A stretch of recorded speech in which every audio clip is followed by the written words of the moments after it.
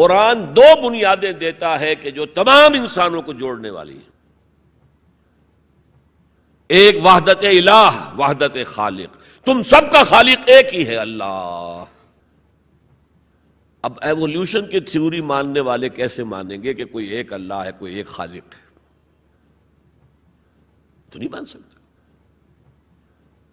Number دو، تم سب ایک ہی جوڑے کی اولاد ہو. یا ایھا الناس انا خلقناکم، اے تمام انسانوں ہم نے تم سب کو پیدا کیا.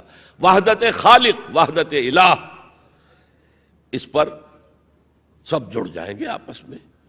ہندی ہو، چینی ہو، پاکستانی ہو، ایرانی ہو، امریکی ہو، کالے ہو، گورے ہو، پیلے ہو، سب اللہ کی مخلوق. اگر دل میں اللہ پر یقین ہے تو یہ پھر سارے جو فرق ہیں ایویپوریٹ ہو جائیں گے. ایک کالے حبشی کو جس کے گھنگریالے بال تھے، ہونٹ موٹے موٹے تھے، شین ادا نہیں کر سکتا تھا، اشہدو نہیں کہہ سکتا تھا، اشہدو کہتا تھا، بلال. اور حضرت عمر فاروق جو اسلام سے پہلے بڑے نیشنلسٹ تھے، اپنی قرشیت پر فخر، اپنے خاندان پر فخر، اور وہ عمر فاروق جبکہ وہ خلیفہ تھے حضرت بلال کا نام نہیں لیتے تھے سیدنا کے بغیر. سیدنا بلال، سیدنا بلال، سیدنا بلال. حضرت ابو بکر کے بارے میں فرماتے ہیں ابو بکر سیدنا وآتق سیدنا. ابو بکر خود بھی ہمارے سردار ہیں، انہوں نے ہمارے سردار کو آزاد کرایا تھا خرید کر.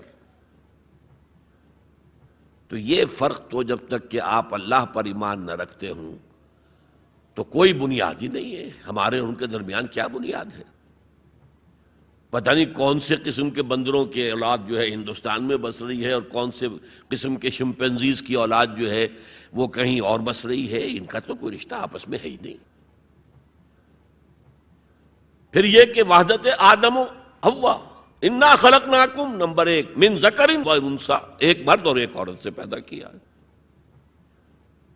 تو ایک تو اخوت دینی ہے، اخوت اسلامی ہے، وہ تو بڑی اونچی بات ہے. اخوت انسانی، تمام انسان. اب آپ فرمائیے حضرت حوا کے رحم پر جا کر تمام انسان ایک نہیں ہو جائیں گے؟ والدہ کے رحم کے اعتبار سے بہن بھائی جو ہیں وہ بھائی بھائی اور بہنیں ہیں. دادی کے اس پر جائیے تو وہ ایک بڑا کنبہ وجود میں آ جائے گا. چچا تائے کی ساری اولاد اس میں مل جائے گی، اور اسی طریقے سے خالاؤں کی اور پھپھیوں کی اولاد شامل ہو جائے گی. اس سے آگے جائیے، اس سے آگے جائیے، سب جا کر آدم اور حوا پر جمع ہو جائے گی. تو آج جو زمانے کا تقاضا ہے کہ یہ فاصلے کم ہو، نوع انسانی جمع ہو، ایک وحدت ہو جائے، وہ تقاضا صرف اسلام کی بنیاد پر طے ہو سکتا ہے، پورا ہو سکتا ہے. کسی اور کے پاس اس کے لیے کوئی بنیاد نہیں. اچھا، اس میں میں ایک ذرا ضمنی بات کہنا چاہتا ہوں. میں نے کہا تھا نا کہ کسی کالے کو گورے پر نہیں، کوئی گورے کو کالے پر فضیلت نہیں. ساتھ ہی کہا تھا مرد کو عورت پر کوئی فضیلت نہیں. مرد اونچا اور عورت نیچی نہیں ہے. شرف انسانیت کو دونوں ایکولی شیئر کرتے ہیں، وہ بھی ہیومن بینگ، وہ بھی ہیومن بینگ. چنانچہ قرآن مجید کے دو مقامات آپ کو، ایک میں نے تلاوت کیا تھا جس کا نشان میں نے رکھا ہوا آپ کو سناؤں. سورہ آل عمران کے آخر میں ایک لمبی دعا آئی ہے، ربنا اننا سمعنا منادیا ینادی للایمان ان آمنوا بربکم فآمنا.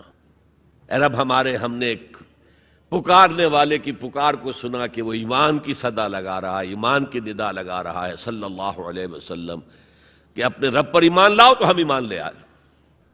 ربنا فاغفر لنا ذنوبنا وکفر عنا سیئاتنا. تو پروردگار ہمارے گناہ بخش دے اور ہم سے ہماری برائیوں کو دور کر دے. وتوفنا مع الابرار، اور اپنے نیکوکار بندوں کے ساتھ ہمارا خاتمہ کیجو. ربنا وآتنا ما وعدتنا علی رسولک، اور پروردگار ہمیں وہ سب کچھ دیجو جس کا وعدہ تو نے اپنے رسولوں کے ذریعے کیا ہے. آپ نے فرمایا جنت اور یہ نعمتیں ہوں گی، ہمیں وہ سب کچھ دیجو. انک لا تخلف المیعاد، تو اپنے وعدے سے ہٹنے والا نہیں ہے، ہمیں یہ اندیشہ نہیں ہے، اندیشہ ہے تو یہ کہ ہم ان وعدوں کا مصداق ثابت ہو سکے یا نہ ہو سکے، تو اپنے فضل کرم سے ان کا مصداق ہمیں بنا دے۔ اب اس کا جواب سنیے، فاستجاب لهم ربهم انی لا اضیع عمل عامل منکم، ان کے رب نے ان کی دعا کو قبول کیا اور فرمایا میں تم میں سے کسی عمل کرنے والے کے کسی عمل کو ضائع کرنے والا نہیں ہوں، من ذکر او انثی، خواہ وہ مرد ہو خواہ عورت، بعضکم من بعض، تم ایک دوسرے ہی میں سے ہو نا، ایک ہی باپ کے نطفے سے بیٹا بھی ہے بیٹی بھی ہے، ایک ہی ماں کے رحم میں پرورش پائی ہے بیٹے نے بھی بیٹی نے، تو اونچ نیچ کہاں سے آ جائے گی، کدھر سے آ جائے گی، بعضکم من بعض، ایک دوسرے میں سے ہو۔ فالذین ہاجروا، تو وہ لوگ جنہوں نے ہجرت کی، تو ہجرت صرف مردوں تو نہیں کی، عورتوں نے بھی کی۔ وَأُخْرِجُوا مِن دِيَارِهِمْ، جو اپنے گھروں سے نکالے گئے، ان میں مرد بھی تھے عورتیں بھی تھیں۔ وَأُوذُوا فِي سَبِيلِي، اور جنہیں میری راہ میں ایذا پہنچائی گئی، ان میں مرد بھی تھے عورتیں بھی تھیں۔ پہلے شہید ہونے والے دو میاں بیوی، ایک جوڑا، حضرت یاسر رضی اللہ تعالی عنہ اور حضرت سمیہ ان کی اہلیہ رضی اللہ تعالی عنہ، شدید ترین ٹارچر کیا ابو جہل نے اور پھر شہید کر دیا۔ وقاتلوا وقتلوا، پھر انہوں نے قتال بھی کیا، اللہ کی راہ میں جنگ بھی کی اور قتل بھی ہوئے۔ تو ان تمام کاموں کے اندر مرد اور عورت شریک رہے۔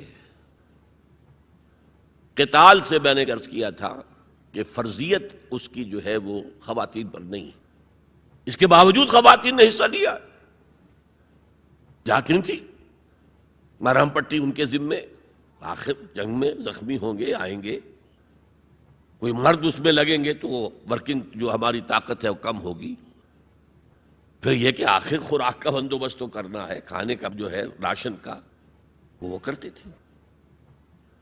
تو یہ سب کے سب برابر کے شریک ہیں۔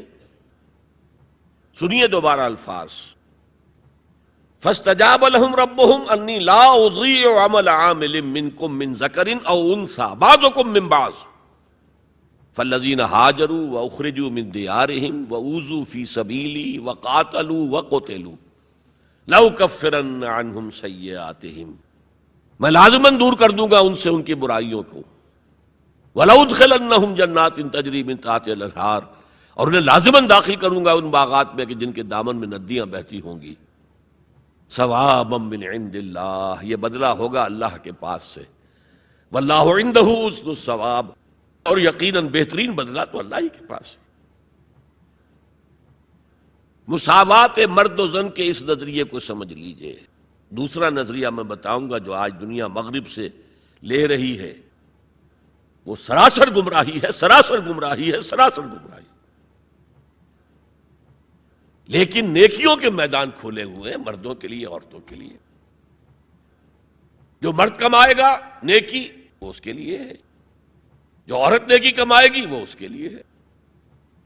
انڈیویجویلٹی ہے، فریڈم آف ول ہے، مساوی ہے۔